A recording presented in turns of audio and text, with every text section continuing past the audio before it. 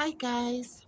So it came up in my memories recently. It's been just over 12 months now since I got all clear for cancer.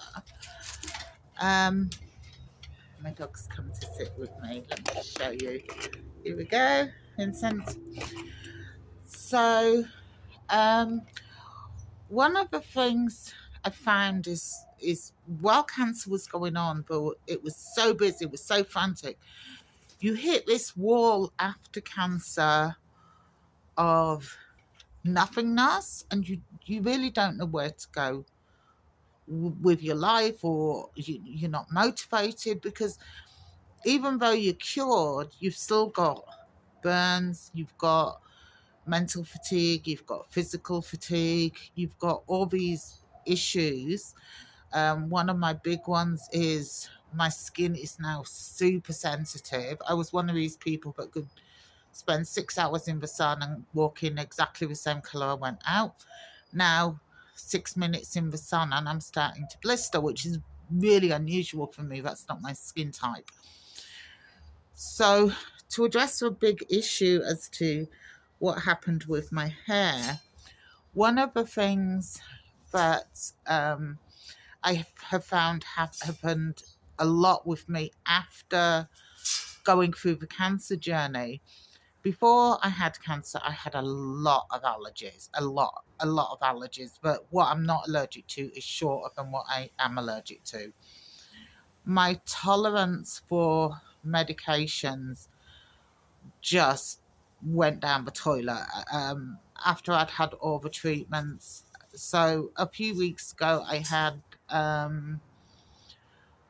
medication because they thought I might have stomach ulcers, which the tablets didn't work, but it changed the texture of my hair. My hair became really dry. And so, despite all the energy and money and time I put into keeping my hair long um, while I was going through cancer, which I think from a mental health point of view I needed to do, um, I then decided yesterday, spur of the moment, I was at the hairdresser's just to get it washed and blow dried. Just went, just shave it off. Life is too short to spend so much time on my hair. So just shave it off. I don't regret it. I think it looks fine. I think it looks funky. Um, it, I definitely feel better for having done it. But it did make me think about the difference between I got to and I want to. If I had had to shave it off because of cancer, I would have hated it. But that wouldn't have stopped that. I think I look fairly attractive for a 60-year-old woman with my hair like this. You know, I'm 60 this year. Um, but how we go into things mentally, it makes a huge difference. I've definitely gone into this like, okay, I want those extra 2 hours a day that I was spent um, doing my hair. So, is my haircut cancer related? Indirectly, yes. Because to brush my hair meant stretching the scar tissue from the surgery. To try and brush my hair, it was taking me a lot of time. Um, the tablets I took were because not only have I got gallstones, but there's a few internal problems from the radiation um, round bladder, bowel, that kind of area.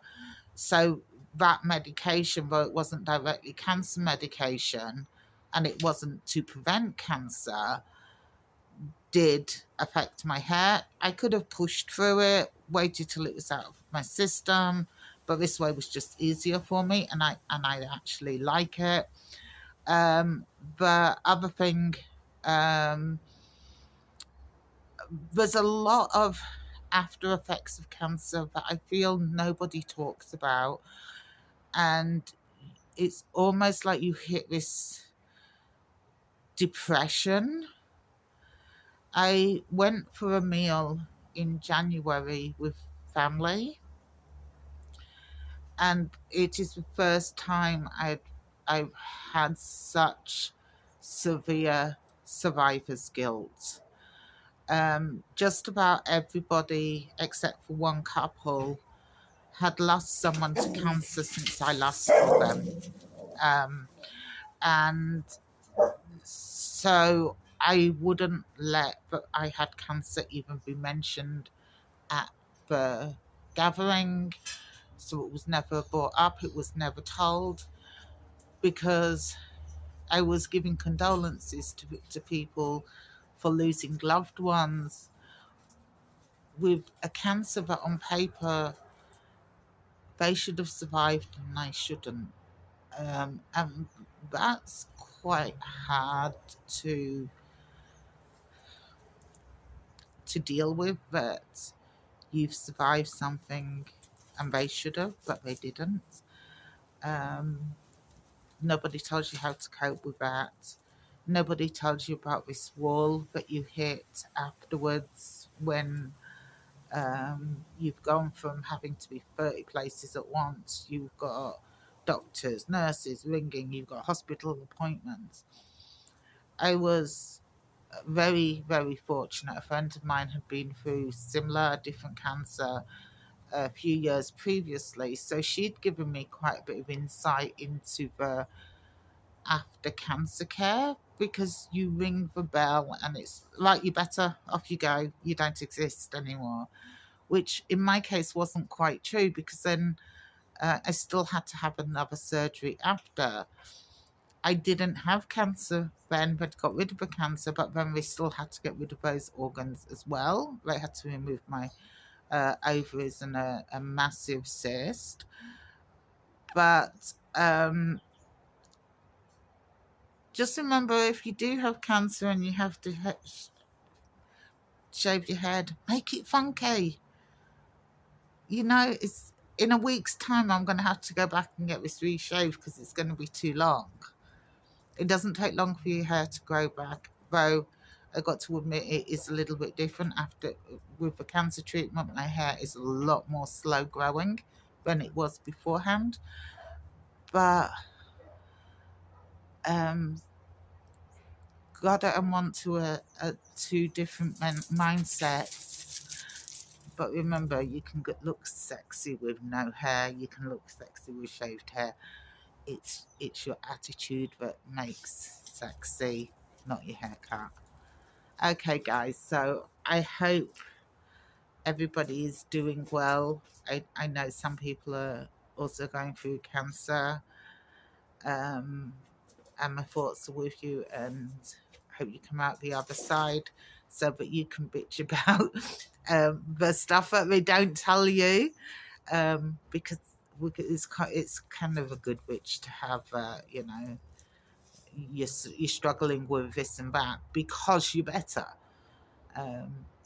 So take care, have an awesome week, and I will be in touch soon. Bye, guys.